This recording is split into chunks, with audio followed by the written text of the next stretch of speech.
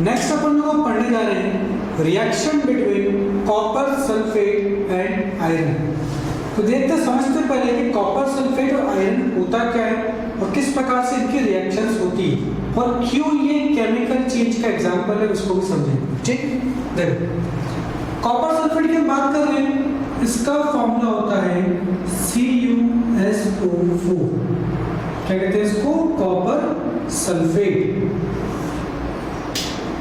Copper sulphate, ठीक है। Copper sulphate को आपको रिएक्ट करवाना है किससे? आयरन से। आयरन का फॉर्मूला होता है Fe। क्या बोलते हैं आयरन के फॉर्मूले को?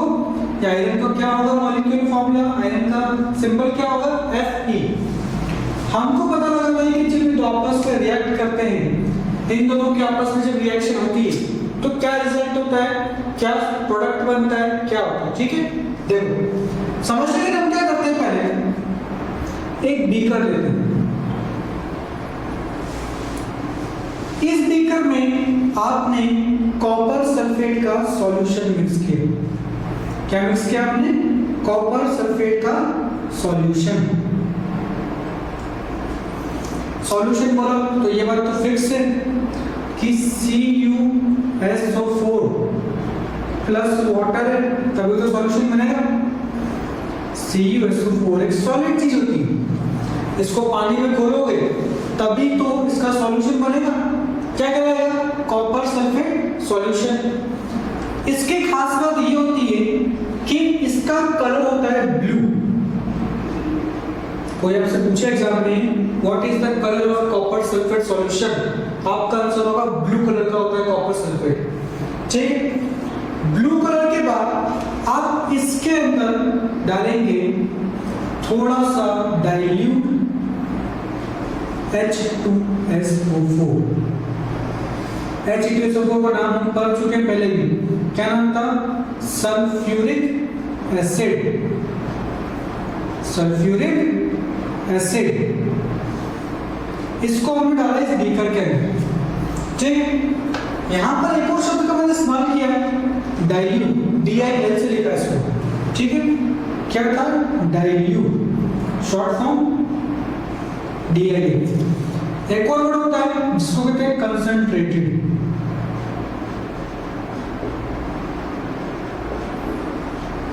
इसको डिनोट करते हैं CONC से। डाइल्यूट और कंसंट्रेटेड शब्द का मतलब क्या होता है, इसको समझते हैं पहले। अगर मेरे पास मान लो एक बर्तन है, इस बर्तन के अंदर मैंने बहुत सारा तो क्या लिया? पानी। बहुत सारा क्या लिया? पानी, और थोड़ा सा डाला एसिड। बहुत सारा पानी, वाटर ज्यादा था और एसिड कम था, तो ये कहलाएगा डाइल्यूट सॉल्यूशन। मतलब जिसके अंदर पानी के अमाउंट ज्यादा हो, पानी की मात्रा ज्यादा हो, और एसिड या किसी और चीज की अमाउंट कंसंट्रेशन कम, क्या कहलाएगा वो? डाइल्यूट। कंसंट्रेटेड इसका जस्ट अपोजिट, उल्टा। क्या? अगर मेरे पास फिर से एक बीकर, इसके अंदर मैंने फिल किया एसिड। एसिड तो बहुत ज्यादा और वाटर बहुत कम, तो ये क्या रहेगा? कंसंट्रेटेड। जब एसिड की मात्रा ज्यादा हो या किसी और चीज की, ठीक है, वाटर के कम, वाटर ज्यादा तो डाइल्यूट। समझ में आया डाइल्यूट कंसंट्रेटेड का मतलब? क्या डाला आपने इसके अंदर? Dilute H2SO4। इसके बाद हमने इसके अंदर एक और चीज डाली, वो थी एक आयरन की ब्लेड। देखो ब्लेड समझते हैं, ये आयरन की ब्लेड आपने इसके अंदर डाली, इस प्रकार दिखती है कुछ। जब आपने इसके अंदर आयरन की ब्लेड डाली, आप लोग क्या नोटिस करेंगे? हम लोग क्या नोटिस करेंगे? कुछ समय बाद जो ये सॉल्यूशन जिसका कलर था ब्लू, सॉल्यूशन जिसका कलर था ब्लू चेंज हो जाएगा किसके अंदर? ग्रीन के अंदर। देखो ये फिर से बीकर, बीकर में क्या बना था पहले? Copper sulphate solution. आपने ये डाली थी इसके अंदर क्या, आयरन की प्लेट, ये थी आपकी आयरन की प्लेट। जब आपने इसके अंदर आयरन की प्लेट डाली, जो ये सॉल्यूशन पहले क्या था, ब्लू, अब क्या हो गया, ग्रीन। थोड़ा सा इसका कलर चेंज होकर क्या हो गया, ग्रीन। ग्रीन के साथ साथ ये जो आपको दिख रही है कॉपर, ये जो आपको आयरन की ब्लेड दिख रही है, इस आयरन की ब्लेड के ऊपर हल्का हल्का ये डिपॉजिट हो लग गया, कुछ ब्राउन कलर की एक लेयर, ब्राउन कलर की एक लेयर इसके ऊपर क्या हो गई, डिपॉजिट हो गई। फिर समझो क्या हुआ, बीकर था, कॉपर सल्फेट डाला, फिर पानी डाला, क्या बन गया, कॉपर सल्फेट सॉल्यूशन। कलर क्या था, ब्लू। कॉपर सल्फेट का फॉर्मूला CuSO4, उसके बाद आपने डाला डाइल्यूट H2SO4 या फिर सल्फ्यूरिक एसिड, ठीक है। फिर डाला आपने एक आयरन की ब्लेड इसके अंदर, क्या डाला आपने इसके अंदर, आयरन की ब्लेड। कुछ समय बाद आप क्या नोटिस करते हैं, जो बीकर है उसका जो कलर था पहले ब्लू, अब किस में हो गया, ग्रीन। और साथ में जो आयरन की ब्लेड है, इसके आसपास क्या डिपॉजिट हो गई, एक ब्राउन कलर की लेयर, ब्राउन कलर की परत इसके ऊपर जम गई। तो ये कैसे हुआ, इसको देखते हैं। देखो, आपने लिया था कॉपर सल्फेट सॉल्यूशन, क्या डाला इसमें, आयरन। आयरन ने क्या करा, कॉपर सल्फेट सॉल्यूशन से कॉपर को हटाकर बना लिया आयरन सल्फेट। क्या बना लिया इसने, आयरन सल्फेट, और प्लस कॉपर को इस जगह से बाहर कर दिया। समझने की बात क्या है, आयरन है कॉपर के पास, कॉपर को यहां से निकाला बाहर और कुछ उसकी जगह जाके चला गया। ये तो एक रिएक्शन। कॉपर सल्फेट का कलर क्या था, ब्लू। आयरन सल्फेट का होता है ग्रीन। आयरन सल्फेट कलर क्या होता है, आयरन सल्फेट का ग्रीन। तो समझता है सॉल्यूशन का कलर कैसे चेंज हो गया, क्योंकि आयरन ने कॉपर को डिस्प्लेस कर दिया, वहां से हटा दिया, क्या बना दिया, आयरन सल्फेट। अब उसके बाद आपने एक और चीज देखी है, ब्राउन कलर की डिपोजिशन, ब्राउन कलर की लेयर ब्लेड के ऊपर बन रही, वो थी कॉपर की। कॉपर जब ऐसे होता है, इसका कलर होता है ब्राउन। तो ये ब्राउन कलर का कॉपर उस ब्लेड के ऊपर जाकर जम गया, उसके ऊपर जाकर चिपक गया, उसके ऊपर जाके एक लेयर बना दी। इस रीजन से आपका जो सॉल्यूशन था उसका कलर चेंज हो गया। किसका एग्जांपल हुआ है, केमिकल चेंज का। क्यों केमिकल चेंज का एग्जांपल, एक तो कलर चेंज हो गया, ठीक है, दूसरा नया सब्सटेंस बन गया, तीसरा ये इरिवर्सिबल चेंज है, ठीक है। और एक और चीज आप इसमें नोटिस करेंगे, ये जो आयरन है, इस आयरन ने इस कॉपर को यहां से हटा दिया, इस आयरन ने इस कॉपर को यहां से हटा दिया, और इस हटाने को इंग्लिश में क्या बोलते हैं, डिस्प्लेस करना, रिप्लेस करना, डिस्प्लेस करना, हटा देना किसी भी चीज को अपनी जगह से। तो ये क्या कहलाएगा, इसलिए इस रिएक्शन का एक और नाम होता है, वो होता है डिस्प्लेसमेंट रिएक्शन। क्या होता है, डिस्प्लेसमेंट रिएक्शन। क्योंकि आयरन ने यहां से कॉपर को डिस्प्लेस कर दिया, हटा दिया। एग्जाम में आता भी है, और आपको इसमें कोई आपसे पूछे इस रिएक्शन को बोलने का, आप लोग क्या बोलेंगे, copper sulphate plus iron gives, arrow नहीं बोलना, gives iron sulphate plus copper. ये रिएक्शन आपके एग्जाम में इतनी इंपॉर्टेंट है कि हर बार पूछी जाती है। क्वेश्चन ये रिएक्शन में नहीं आता है, क्वेश्चन आता है कि क्यों कॉपर सल्फेट सॉल्यूशन का कलर चेंज हो गया जब उसमें एक आयरन की ब्लेड डाली गई, आयरन का कोई सब्सटेंस डाला गया। तो आपको पूरा समझ आ रहा है क्यों चेंज हो गया कलर और क्या रिएक्शन है। नोट करो इस चीज को। नेक्स्ट अपन लोग पढ़ने जा रहे हैं रिएक्शन बिटवीन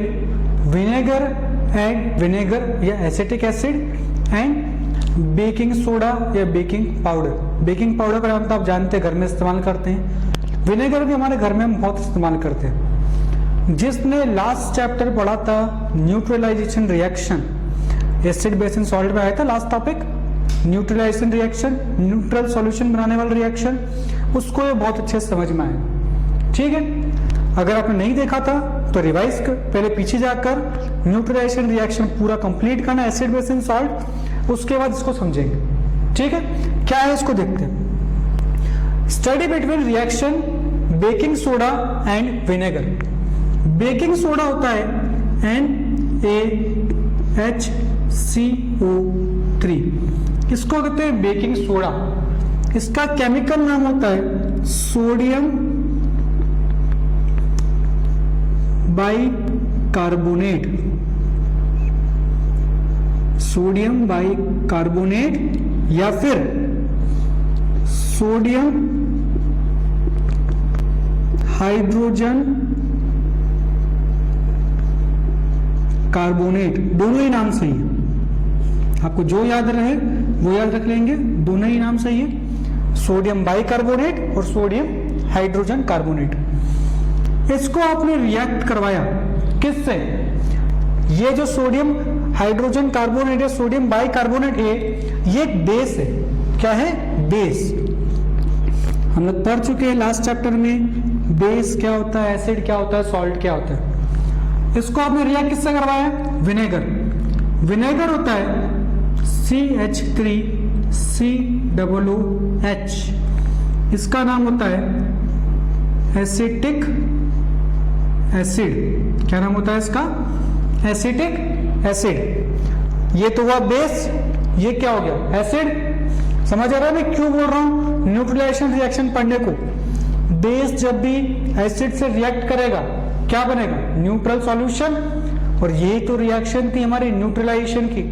तो देखो इसमें क्या हो रहा है, जब बेस एसिड से रिएक्ट कर रहा है, ये बना रहा है CH3COONA, इसका नाम होता है सोडियम एसीटेट। क्या नाम होता है इसका? Sodium acetate. और ये एक प्रकार का सॉल्ट होता है। अब समझते हैं आप लोग सॉल्ट का मतलब। ठीक है, ये बना सॉल्ट, साथ में H2 water plus CO2 gas evolve. ये ऊपर एरो बनाया ना, इसका साइन का मतलब होता है जो गैस बनी वो उड़ गई। गैस है ना, ऊपर ही उड़ेगी। जो इस रिएक्शन से गैस बनी वो ऊपर उड़ गई। इस एरो को साइन का मतलब ये होता है। ठीक है, रिएक्शन क्या है? Sodium bicarbonate react with acetic acid to give sodium acetate plus water plus carbon dioxide. ये तो इसके रिएक्शन कि ये रिएक्ट करते कैसे। आपको एग्जाम में क्वेश्चन लेकिन इस पर नहीं आता है। कोई नहीं पूछा एग्जाम में कि रिएक्शन कैसे हुई, क्या हुआ। क्वेश्चन आता है एग्जाम में आपके पास कि आप लोग कैसे पता लगाएं, आप लोग कैसे पता लगाएं कि यहां से जो गैस निकली वो CO2 ही थी, वो कार्बन डाइऑक्साइड ही थी। हम आगे के चैप्टर्स आएंगे बायो के, रेस्पिरेशन के अंदर भी पढ़ेंगे, उसमें भी क्वेश्चन आता है आप कैसे पता लगाएं कि आप जो आपकी बॉडी, अभी हम लोग जानते हैं हम ऑक्सीजन इनहेल करते हैं और कार्बन डाइऑक्साइड एक्सहेल करते हैं, बॉडी से बाहर निकालते हैं। क्वेश्चन क्या है कि उस वक्त आप कैसे प्रूव करोगे, कैसे साबित करोगे कि आपने गैस बाहर निकाली वो कार्बन डाइऑक्साइड ही थी। समझ पा रहे? यहां भी क्या क्वेश्चन है, कैसे प्रूव करोगे जो गैस निकली वो CO2 है। वहां पर भी ये क्वेश्चन आएगा जो गैस निकली आपकी बॉडी से आप कैसे प्रूव करोगे वो CO2 है। तो देखो इसको प्रूव कैसे करते हैं। प्रूव करने के लिए हमने ली 2 टेस्ट ट्यूब। क्या ली हमने? 2 टेस्ट ट्यूब। इन टेस्ट ट्यूब के बाद इनके ऊपर के जो माउथ है इसको इस तरह से हमने बंद कर दिया और एक इससे नली निकाली। पास में ली एक और टेस्ट ट्यूब और ये जो पाइप है, नली दिख रही है आपको, ये इसके अंदर ले गए। ठीक है, पहली टेस्ट ट्यूब के अंदर आपने रिएक्शन करवाई जो ऊपर आपको दिख रही है, sodium bicarbonate plus acetic acid की। समझ पा रहे? पहली टेस्ट ट्यूब में आप क्या करवा रहे? रिएक्शन करवा रहे हैं। किसकी? सोडियम बाइकार्बोनेट और एसिटिक एसिड की। सेकेंड टेस्ट ट्यूब में मैंने यहां पर लिया लाइम वाटर। क्या होता है लाइम वाटर का फॉर्मूला? लाइम वाटर को लिखते थे ऐसे हैं, लाइम वाटर, याद करो लास्ट चैप्टर चूने का पानी। फॉर्मूला क्या था इसका? CaOH होल ट्वाइस, ये फॉर्मूला था इसका। लाइम वाटर इसमें लिया। अब जब भी रिएक्शन हो रही है, हमने पढ़ा है कि CO2 निकलती है, तो ये गैस यहां से निकलना चालू है। अब और कोई रास्ता है नहीं, तो जाना इस पाइप में ही पड़ेगा। इस पाइप से ये होते हुए ये यहां तक आई। तो मतलब हम क्या समझ पा रहे हैं, यहां एक रिएक्शन हो रही है, लेकिन इस रिएक्शन जो गैस निकल रही है वो इससे जाकर यहां तक जाकर इस लाइम वाटर से भी रिएक्ट करेगी, इस लाइम वाटर से भी रिएक्शन करवाएगी। तो देखो ये रिएक्शन होती क्या, इधर देखो हमारे पास क्या है टेस्ट ट्यूब में, CaOH होल ट्वाइस, ये था आपका लाइम वाटर। क्या पास हुई इसके अंदर? CO2 कार्बन डाइऑक्साइड, ये पास हो गई इसके अंदर कार्बन डाइऑक्साइड। रिएक्शन जब होती है तो बनता है कैल्शियम कार्बोनेट। क्या बोलते हैं इसको? Calcium carbonate.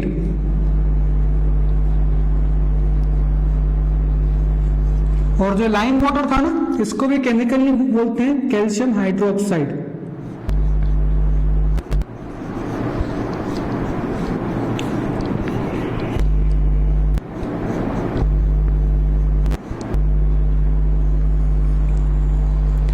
क्या बना? कैल्शियम कार्बोनेट प्लस इसके साथ कुछ निकलता है वाटर। ठीक है।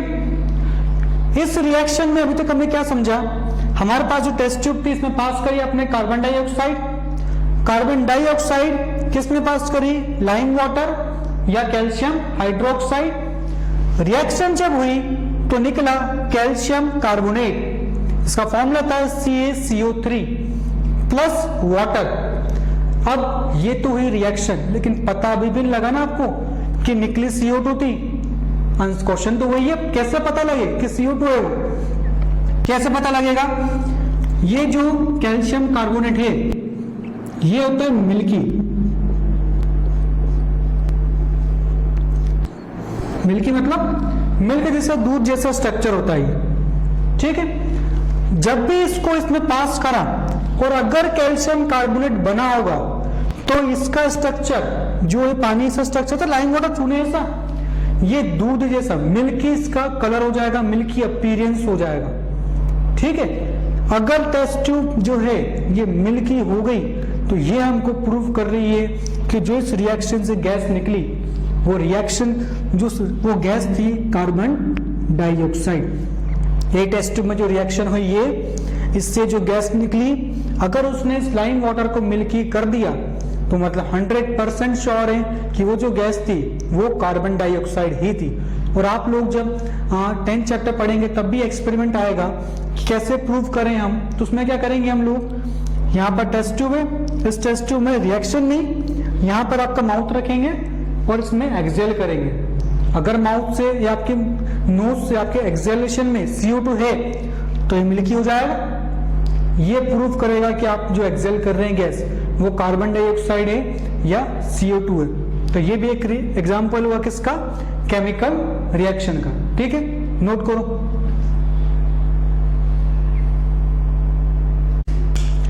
देखिए नेक्स्ट टॉपिक आप लोगों के एग्जाम के लिए बहुत इंपॉर्टेंट, आपके स्कूल में बहुत बार पूछे जाते हैं इसके रिलेटेड क्वेश्चंस।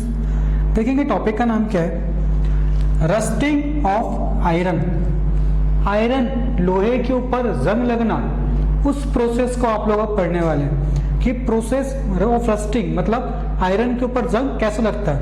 रस्टिंग मतलब जंग लगना। ठीक है, रस्ट जंग कहलाता है।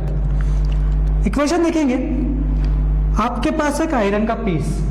ठीक है, देखो अगर कोई भी आपसे पहले तो जनरली पूछे कि किसी भी आयरन के टुकड़े पर अगर जंग लगेगी तो कब लगेगी, आप कैसे उस पर जंग लगवाएंगे, कैसे खराब होगा वो? हम क्या कहेंगे, जब कभी भी कोई आयरन का टुकड़ा पानी में बरसात में रख दो आप, तो कुछ समय बाद अपने आप उस पर जंग लग जाएगा। तो अपने आप कैसे हुआ? अपने आप कुछ नहीं होता, सिर्फ केमिकल रिएक्शन होती है। कैसे होती है इसको देखो। आयरन, आपका आयरन का टुकड़ा जो भी हो, XYZ मान लो आप, उसको रखा आपने बाहर ऑक्सीजन तो थी इन्वायरमेंट में, O2 प्लस अगर उसके ऊपर पानी भी गिरा, आपने उसको ऐसी जगह रखा जब बरसात भी हो रही है या आप पानी डाल रहे हो या नमी बहुत है, जहां पर कहीं पर भी जब पानी आसपास है, तो आयरन, ऑक्सीजन और वाटर तीनों कंबाइन होकर, तीनों आपस में जुड़कर क्या बना लेते हैं? Fe2O3। क्या बना लेते हैं? Fe2O3। रस्ट का फॉर्मूला होता है, जंग का फॉर्मूला होता है Fe2O3। मतलब जब कभी भी आयरन, ऑक्सीजन और वाटर मिलेंगे, उस पर जंग लग जाएगा। ये होता है ब्राउन कलर का, आप सभी जानते हैं। आपके घर में अगर कोई आयरन के टुकड़े पे जंग लगाए, रस्टिंग हुई है, तो थोड़ा सा ब्राउनिश कलर का दिखता है। ब्राउनिश को दिखता है क्योंकि रस्ट उस पर जाती है। इसका फॉर्मूला है Fe2O3। आपके एग्जाम में ये इक्वेशन पूछते हैं, right the equation of rusting of iron, तो आपको ये इक्वेशन इस तरह से लिखकर देनी होगी, ठीक है। उसके बाद एक और क्वेश्चन जो आपके एग्जाम में बहुत बार पूछते हैं, क्या होता है? Conditions necessary for rusting. Rusting हो तो रही है, लेकिन क्या क्या देना पड़ेगा तब जाके आयरन पर रस्टिंग होगी? क्या क्या उसको अवेलेबल करवाना पड़ेगा? तो देखो क्या क्या उसको देना पड़ेगा, क्या क्या उसको अवेलेबल करवाना पड़ेगा। पहले प्रेजेंस ऑफ मॉइस्चर, या पानी की बात कर लो, हम नमी की बात कर रहे हैं जो एटमॉस्फेयर में रहती है, या पानी की बात कर लो। इक्वेशन देख पा रहे हैं आप, वाटर मिलेगा तभी रस्टिंग होगी, तो प्रेजेंस ऑफ मॉइस्चर चाहिए। फिर प्रेजेंस ऑफ ऑक्सीजन, ऑक्सीजन मिलेगी तभी रस्टिंग होगी। ये दो कंडीशन तो क्लियर है हमको। तीसरी कंडीशन सिर्फ कंपटीशन में आती है, एग्जाम में ज्यादा नहीं पूछते हैं, सलाइन वाटर। क्या होता है सलाइन वाटर? नमक का पानी। एक पानी में आप नमक घोल दो तो वो सॉल्ट सॉल्यूशन कहते हैं ना उसको एक और नाम से जानते हैं, क्या? Saline water. जब कभी भी मॉइस्चर की जगह सलाइन वाटर प्रेजेंट होगा, मॉइस्चर की जगह सलाइन वाटर प्रेजेंट रहेगा, तब हमेशा उस पर रस्टिंग तेजी से होगी। सलाइन वाटर हमेशा रस्टिंग के रेट को तेज कर देता है, बढ़ा देता है। मतलब अगर कोई रस्टिंग नॉर्मली 10 दिन में हो रही है, आपने उसको दे दिया सलाइन वाटर, तो वो 5 दिन में ही हो जाएगी। एग्जाम्पल ले लो 5 दिन 10 दिन का, तो लेकिन जल्दी हो जाती है, हम ये कहना चाहें। तो अभी तक तो क्या पढ़ लिया? रस्टिंग होती क्या है, कंडीशंस क्या क्या है। अब ऐसा तो नहीं है कि हर मेटल पर रस्टिंग होती रहे, अगर होती रहेगी तो हर चीज खराब हो जाएगी दुनिया में। कोई भी चीज बनी हुई मेटल की जल्दी से खराब हो जाएगी, तो मतलब क्या रहा फिर? इसलिए उसको बचाने के लिए भी कुछ चीजें चाहिए होती है, इससे हम उसको बचा सकते हैं, रस्टिंग न होने से रोक सकते हैं, रस्टिंग को रोक सकते हैं। देखते हैं इसके बारे में क्या है। टॉपिक क्या है? Prevention from rusting. रस्टिंग को कैसे बचाओ, रस्टिंग से कैसे रोको किसी मेटल को खराब होने से? सबसे पहले कॉमन चीज आप लोग, हर इंसान करता है घर के अंदर, कोई भी लोहे का टुकड़ा, और हम मोटर हुई हमारी या कोई भी चीज है लोहे की बनाई, पेंट करते सबसे पहले उसके ऊपर पेंट करते हैं। क्यों? ताकि जल्दी से जंग न लगे और खराब ना हो। अब आपके मन में आना चाहिए कि पेंट करने से क्या हुआ, या एक और ग्रीस लगाना, समझते हैं? ग्रीस काला काला साइकिल में होता है, वो उसको तेज करने के लिए करते हैं, ठीक है। क्या मतलब आपके मन में क्या सवाल आएगा? पेंट करने से क्या होगा, रस्टिंग कैसे रुक गई? तो इसका एग्जाम्पल ऐसा समझेंगे हम, जैसे मेरे पास ये रहा आयरन का टुकड़ा, ठीक है, यह है आयरन का टुकड़ा। मैंने इसके ऊपर या तो ये पेंट कर दिया या ये इसके ऊपर ग्रीस लगा दिया। जब इसके ऊपर मैंने पेंट या ग्रीस की लेयर चढ़ा दी, तब आयरन तो है लेकिन इससे कांटेक्ट में नहीं आ पा रहे। कौन? वाटर और ऑक्सीजन, क्योंकि इसके ऊपर तो पेंट और ग्रीस लगा हुआ है ना। तो जब तक पेंट और ग्रीस इसके ऊपर रहेगा तब तक आयरन हो गया, तो ऑक्सीजन हो गया, वाटर हो गया, इससे कांटेक्ट में नहीं आ पाएंगे। और कांटेक्ट में नहीं आएंगे तो कैसे बनेगा रस्ट, कैसे होगी ये खराब? समझ पा रहे कैसे रोक दिया? एक और चीज थोड़ा सा और अच्छे लेवल का करना हो कि आसानी से ना हटे, क्या चढ़ा दो उसके ऊपर? क्रोमियम की एक लेयर। क्रोमियम एक मेटल होता है, आप जब इसके ऊपर किसी भी आयरन के ऊपर क्रोमियम की परत चढ़ा देते तो ये ऑक्सीजन से आयरन को रिएक्ट करने ही नहीं देता। जब तक ये प्रेजेंट रहेगा बोलता है मैं ऑक्सीजन को रिएक्ट करने ही नहीं दूंगा। तो बच गया इससे भी, क्रोमियम की परत चढ़ाने से। एक और लिखा है मैंने यहाँ पर जिंक। आपके एग्जाम के हिसाब से सबसे इंपॉर्टेंट इस टॉपिक में ये है कि जिंक की लेयर का क्या मतलब है। ठीक है, इसको देखो ये define, the process of depositing the layer of zinc is called galvanisation. Exam में यही आता है, what do you mean by galvanisation? मतलब गैल्वेनाइजेशन से मतलब क्या है आपके, क्या मतलब है इसका? देखो, जब हम किसी मेटल के ऊपर एक जिंक की लेयर चढ़ा दें, एक जिंक की लेयर चढ़ा दें, तो वो प्रोसेस तो कहलाती है गैल्वेनाइजेशन। लेकिन इससे हुआ क्या? क्रोमियम से जिंक अलग कैसे? ये इतना स्पेशल क्यों है? तो इसको देखो क्या फर्क पड़ रहा है इससे। मेरे पास फिर से ये मेटल का टुकड़ा, इस बार ना ग्रीस लगाया है, ना क्रोमियम लगाया है, ना पेंट लगाया क्या? जिंक। ये लगाया जिंक, ठीक है। ऐसा ही ये एक और मेटल का टुकड़ा था, इसके ऊपर आपने क्रोमियम, पेंट, ग्रीस तीनों में से कुछ भी एक चढ़ा दिया। ठीक है, जो पहले वाला था ये ए वाला, इस पे आपने तीनों में से कुछ भी एक चढ़ा दिया और इस बी वाले पर आपने सिर्फ जिंक लगाया। ठीक है, तो देखो फर्क क्या हुआ। जब तक ये परत दोनों पर है, जब तक दोनों पर परत है, रस्टिंग तो नहीं होगी। लेकिन जैसे ही ये धीरे धीरे करके किसी भी रीजन से परत हटेगी, किसी भी रीजन से धीरे धीरे करके परत हटेगी, चाहे किसकी भी हो, कभी ना कभी तो हटना ही है। जैसे ही हटेगी तो क्या अब ऑक्सीजन आ सकती है रिएक्ट करने के लिए, यहाँ पर वाटर आ सकता है रिएक्ट करने के लिए। तो यहां पर आकर ये इस चीज को, मेटल को खराब करेंगे। पूरे नहीं हटे, बस थोड़ी सी हटने से ऑक्सीजन और वाटर इंटर कर गए और उसको रस्ट करके खराब करने लग गए, उसको खत्म करने लग गए। लेकिन क्या खास बात है जिंक की, जैसे इसकी भी यहां से लेयर हट गई, जैसे लेयर हटी ऑक्सीजन ने तो फिर से कोशिश करी कि यहां जाकर इसको खराब कर दे।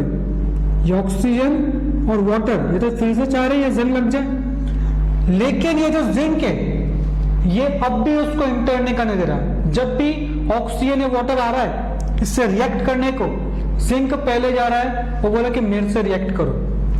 मतलब ये इसको अपनी साइड डाइवर्ट कर रहा है, बार बार अपनी साइड खींच रहा है बार बार। मतलब मेटल से, आपके आयरन से रिएक्ट नहीं करने दे रहा है। भली लेयर हट गई थोड़ी सी, लेकिन फिर भी रिएक्ट करने नहीं दे रहा। कुछ समय बाद आपके देखेंगे ये तो धीरे धीरे कर खराब हो जाएगा, क्योंकि रिएक्ट कर रहे हैं ऑक्सीजन वाटर। अब कुछ समय बाद आपके नोट करेंगे कि जब जिंक धीरे धीरे खत्म होकर इतना सा बच जाएगा, देखो कितना सारा तो मैं कितना बनाया, जब इतना सा बच जाएगा उसके बाद भी ये ऑक्सीजन वाटर को रिएक्ट करने नहीं देगा। जैसे इसके पास ऑक्सीजन वाटर जाएंगे ये खुद जाकर रिएक्ट कर लेगा, लेकिन आयरन को कुछ नहीं होने देगा। तो बताओ जिंक ज्यादा पावरफुल हो गया ना, जिंक ज्यादा पावरफुल हो गया, ज्यादा कैपेबल हो गया हमारे आयरन को बचाने में, किससे? रस्टिंग में। इसीलिए इसकी बहुत इंपॉर्टेंस है कि जिंक की लेयर चढ़ाना, गैल्वेनाइजेशन सबसे इंपॉर्टेंट होता है। अगर आपने एक बार जिंक की लेयर चढ़ा दी तो कम से कम 50 साल तक तो आपका ये लोहा खराब नहीं होगा। एवरेज बोल रहा हूं, कम से कम 40 से 50 साल तक तो आपका ये लोहे पे जंग नहीं लगेगा अगर जिंक की एक बार लेयर चढ़ा दी तो। ठीक है, अब एक और चीज आपके मन में एक और सवाल आ सकता है कि जिंक की लेयर चढ़ाने से ये हो जाता है तो हर पे क्यों चढ़ा देते हैं? दुनिया में जितने भी लोहे हैं सब पे चढ़ा दो ना, जल्दी हो जाएगा काम, लोहा खराब भी नहीं होगा। लेकिन थोड़ा सा कॉस्टली होता है, महंगा होता है, इसलिए हर चीज पे नहीं चढ़ाया जाता है। जो बहुत इंपॉर्टेंट मशीनरीज होती है, बड़ी बड़ी फैक्ट्रीज होती है, वहां पर बहुत सारी मशीन है, अगर उस पर जंग लगा तो वो तो खत्म। मशीन कितनी महंगी आती है बड़ी वाली, उनको बचाने के लिए वहां पर जिंक की लेयर चढ़ाई जाती है, या आपके लिए बोलूं अब तो मैं, गैल्वेनाइजेशन करा जाता है उन मेटल्स का, ताकि उन पर रस्ट न लगे और जल्दी वो खराब ना हो। इसी के साथ एक और चीज, हम बात कर रहे हैं स्टेनलेस स्टील। स्टील तो आप सभी ने देखा है, घर में बर्तन जो होते हैं स्टेनलेस स्टील के होते हैं। स्टेनलेस स्टील बनाया जाता है एक मिक्सचर से। ये कोई आयरन या कुछ अलग से मेटल नहीं है, ये एक मिक्सचर है। किसका मिक्सचर है? जब आयरन को आपने मिक्स किया कार्बन के साथ और क्रोमियम, निकल, मैंगनीज के साथ, जब इन चारों चीज को आप एक साथ मिक्स कर देते हो तब जाके आपका बनता है क्या? Stainless steel. और हम क्यों पढ़ रहे हैं इसको? इसकी खासियत क्या है? स्टेनलेस स्टील पे कभी जंग नहीं लगता। मतलब हमारे घर में बर्तन क्यों स्टील के बनाते हैं? क्योंकि उस पर कभी भी जंग नहीं लगता है। समझ पा रहे क्यों स्टेनलेस स्टील जरूरी है? और ये कॉम्पिटिशन में पूछते हैं कि स्टेनलेस स्टील किन से मिलकर बना है, एग्जाम में आपके नहीं पूछते ज्यादा, फिर भी आपको पता होना चाहिए। ठीक है, स्टेनलेस स्टील पे जंग नहीं लगता, ये इंपॉर्टेंट। और प्रिवेंशन, रस्टिंग की इक्वेशन और कंडीशंस नेसेसरी। ठीक है, नोट करो।